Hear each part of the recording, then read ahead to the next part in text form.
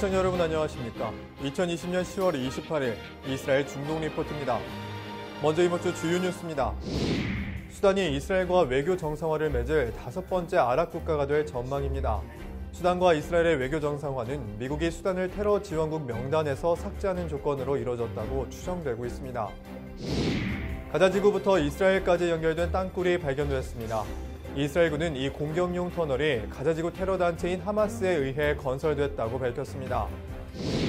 프랑스에서 표현의 자유를 가르치기 위해 수업 중에 이슬람 예언자 무하마드의 풍자 만평을 보여준 교사가 이슬람 테러리스트에 의해 목이 베어 살해됐습니다. 에마뉴엘 마크롱 프랑스 대통령은 이슬람 교도들에 대해 강력한 조치를 취하겠다고 선포했습니다. 이스라엘 중동 리포트 지금 시작합니다.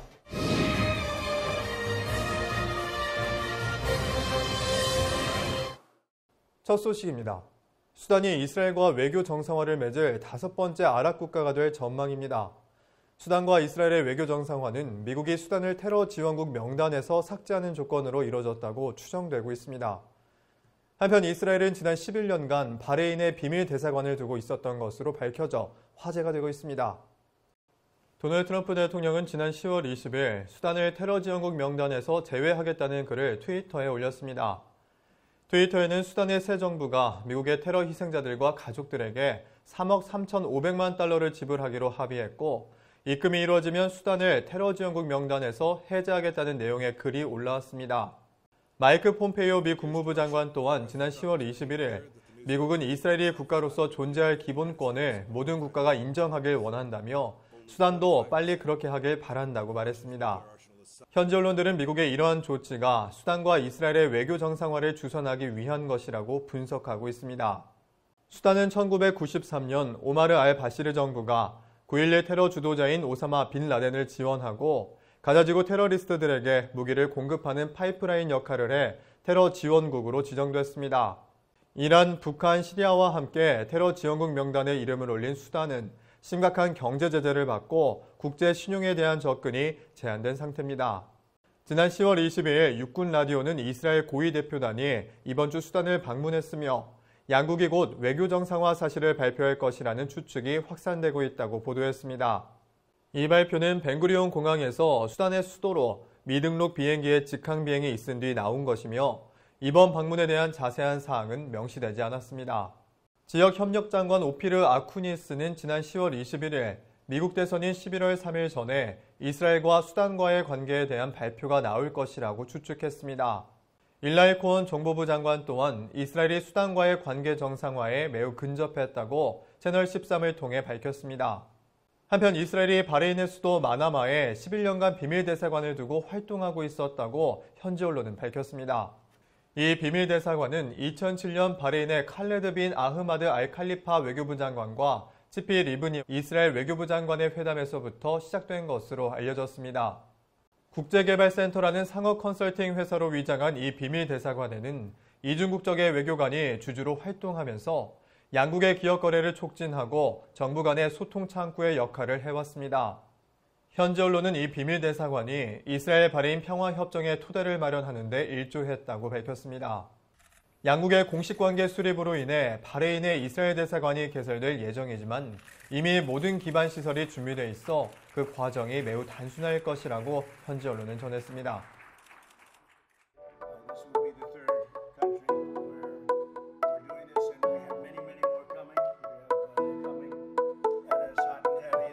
I want to just congratulate all of you. The State of Israel and the Republic of Sudan have agreed to make peace. This is for many, many years they've been at odds, to put it nicely, and to normalize their relations.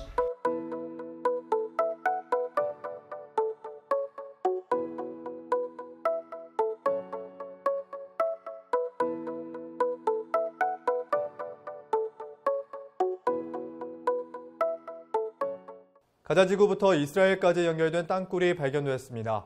이스라엘군은 이 공격용 터널이 가자지구 테러 단체인 하마스에 의해 건설됐다고 밝혔습니다.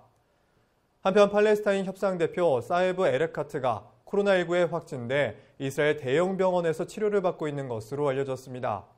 지난 10월 20일 이스라엘군은 가자지구 남부에서 국경을 넘어 이스라엘을 향해 파놓은 땅굴을 발견했다고 발표했습니다. 해당 터널은 이스라엘 영토까지 수십 미터를 관통해 있었고 건설된 방식에 따라 터널의 배후가 하마스로 확인됐다고 군 당국은 밝혔습니다. 아비브 코하비 이스라엘군 사령관은 이 터널이 적에게는 매우 중요한 공격용 터널이자 자산이라고 설명했습니다. 이어서 모든 기술과 첨단 수단을 동원해 지하 터널의 위협을 계속 처리해 갈 것이라고 말했습니다. 히다이 질베르만 이스라엘군 대변인은 이 터널은 센서로 감지한 최초의 터널이지만 2014년 가자 전쟁 이후 테러리스트들이 시도했던 20번째 터널이라고 설명했습니다. 이스라엘은 지하 땅굴을 포착하기 위해 첨단 센서를 장착한 장벽을 세우고 있으며 4년간 진행된 이 작업은 2021년 3월까지 완료될 것으로 예상됩니다. 한편 팔레스타인 해방기구의 사무총장이자 협상대표인 사이브 에르카트가 코로나19에 확진돼 예루살렘 소재 대형 병원인 하다사 병원에서 치료를 받고 있는 것으로 알려졌습니다. 팔레스타인 당국은 에르카트의 상태가 악화되자 즉시 이스라엘 대형 병원으로 이송할 수 있도록 이스라엘에 긴급 요청을 했다고 소식통은 전했습니다. 에르카트는 2017년 폐섬유화증으로 미국에서 폐이식을 받은 병력으로 인해 치료가 까다롭고 현재는 위독한 상태라고 하다사 병원 대변인은 밝혔습니다. 파타의 최고위 멤버이자 마흐무드 아바스 수반의 측근인 에르카트는 수십 년 동안 팔레스타인의 정치계에서 중요한 자리를 맡아왔습니다.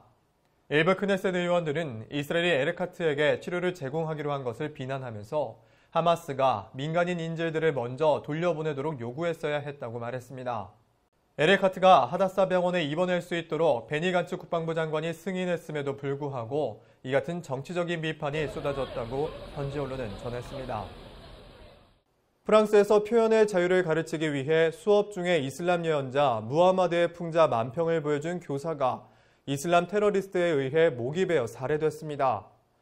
에마뉴엘 마크롱 프랑스 대통령은 이슬람 교도들에 대해 강력한 조치를 취하겠다고 선포했습니다. 지난 10월 16일 프랑스의 한 고등학교 교사였던 사뮤엘 파티가 목이 베어 숨지는 사건이 발생했습니다. 파티가 표현의 자유를 가르치기 위해 수업 시간에 이슬람 예언자인 무하마드에 대한 풍자 만평을 학생들에게 보여줬던 것이 살해 동기가 됐습니다. 그는 수업 전 무슬림 학생들의 기분을 상하게 하고 싶지 않다며 원치 않을 경우 수업에 들어오지 않아도 좋다고 얘기한 것으로 알려졌습니다. 그러나 수업 이후 한 학부모가 수업의 내용을 문제 삼아 교사를 형사 고발했고 학교에는 해당 교사를 해임할 것을 협박하는 전화가 연일 걸려왔다고 가디언은 전했습니다. 이 살해 사건의 용의자는 18세의 이슬람 신자 압둘라흐 안조르프로 사건 직후 흉기를 내려놓으라는 경찰의 명령을 따르지 않고 저항하다가 총 9발을 맞고 현장 인근에서 숨졌습니다. 경찰은 사건 직후 용의자의 가족 4명과 소송을 제기했던 학부모 등 6명을 추가 구금했다고 밝혔습니다. 이들 중에는 이슬람 강경주의자로 프랑스 정부 당국의 수사망에 올랐던 인물과 IS 조직원도 포함된 것으로 알려졌습니다. 에마뉴엘 마크롱 프랑스 대통령은 이슬람 극단주의에 대해 압박을 가하겠다고 선포했습니다. Pour les protéger, les défendre, leur permettre de faire leur métier, qui est le plus beau qui soit. Faire des citoyens libres. Et il n'y a pas de hasard.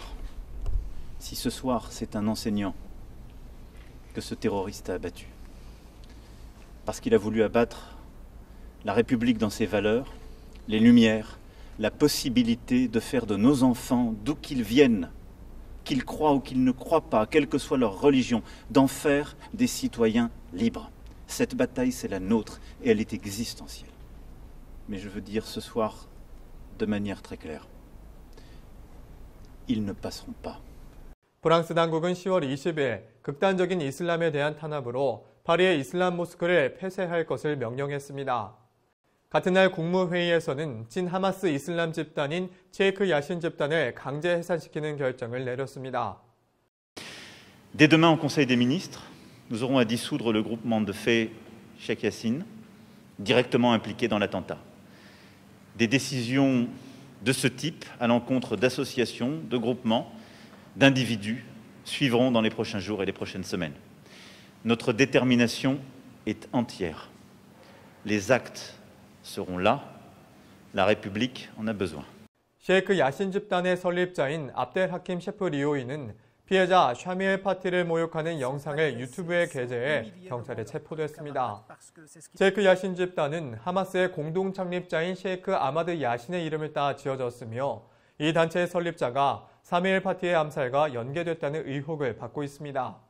해당 집단은 2000년대부터 폭력적인 행동으로 이름을 알리기도 했으며 2012년과 2014년에도 친팔레스타인 시위에 참석해 친하마스와 친지하드 구호를 외친 바 있습니다. 하마스 관리인 바심 나임은 해당 테러 단체와 하마스는 아무런 관련이 없다고 연관성을 부인했습니다.